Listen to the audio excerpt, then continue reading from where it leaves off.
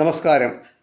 വിശുദ്ധ ബൈബിളിലെ ജന്തുജാലങ്ങളിൽ ഇന്ന് നിങ്ങളെ പരിചയപ്പെടുത്തുന്നത് മലങ്കാക്കയാണ്. വേഴാമ്പലും മുള്ളൻ പന്നിയും അതിനെ കൈവശമാക്കും. മൂങ്ങയും മലങ്കാക്കയും അതിൽ പാർക്കും. യെശയ്യാ പ്രവാചകൻ്റെ പുസ്തകം 35-ാം അധ്യായം 11-ാം വാക്യമാണിത്. സിയോൻ ദേശം ജനങ്ങളുടെ അകൃത്യ നിമിത്തം ദൈവകോപത്താൽ പാഴും ശൂന്യവുമായി തീർന്നു.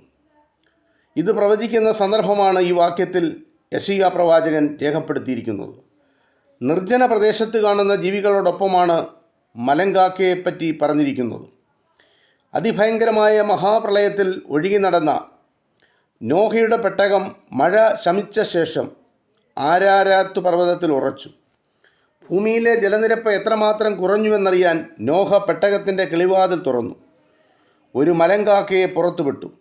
അത് പുറപ്പെട്ടു ഭൂമിയിൽ വെള്ളം വറ്റിപ്പോയതുകൊണ്ട് പോയും വന്നും കൊണ്ടിരുന്നു. ഇത് വിശുദ്ധ ബൈബിളിൽ ഉൽപ്പത്തി പുസ്തകം 8-ാം അധ്യായത്തിൽ രേഖപ്പെടുത്തിയിട്ടുണ്ട്. മലയാള പരിഭാഷയിൽ ഈ രണ്ട് പരാമർശങ്ങളാണ് മലങ്കാക്കയെപ്പറ്റി പറയുന്നത്. ഇംഗ്ലീഷ് പരിഭാഷയിലാകട്ടെ റാവൻ എന്നാണ് പറയുന്നത്. കാക്കയ്ക്കും ഈ ഇംഗ്ലീഷ് പദം തന്നെയാണ് ഉപയോഗിച്ചിരിക്കുന്നത്. 8 ഇനത്തോളം കാക്കകൾ പാലസ്തീൻ പ്രദേശങ്ങളിൽ ഉണ്ടായിരുന്നുവെന്ന് കത്തോലിക്കാ സഭയുടെ എൻസൈക്ലോപീഡിയയിൽ പറയുന്നുണ്ട്. കഴുകൻ, കുറുനരികൾ, കഴുതപ്പുലി തുടങ്ങിയ മാംസഭോജികളോട് ചുറ്റിപ്പറ്റി അവ കഴിക്കുന്ന ആഹാരത്തിൻ്റെ അവശിഷ്ടങ്ങൾ ഭക്ഷണമാക്കുകയാണ് ഈ പക്ഷികളുടെ പ്രത്യേകത. എന്തും കൊത്തിത്തിന്നുന്ന കാക്കകൾ പരിസര ശുചീകരണത്തിന് വലിയ സഹായികളാണ്.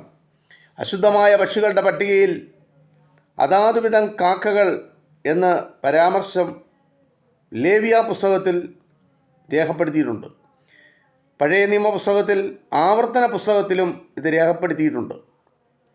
വിവിധതരം കാക്കകൾ ഉണ്ടായിരുന്നുവെന്നും അവയൊക്കെ മലിനമായ ആഹാരമാണ് ഭക്ഷിച്ചിരുന്നതെന്നും ഇത് സൂചിപ്പിക്കുന്നു. വിശുദ്ധ ബൈബിളിൽ മലങ്കാക്കയെ പറ്റിയുള്ള ഈ പരാമർശം ഇത്രമാത്രം നിങ്ങളുമായി പങ്കുവെക്കുന്നു. നന്ദി, നമസ്കാരം.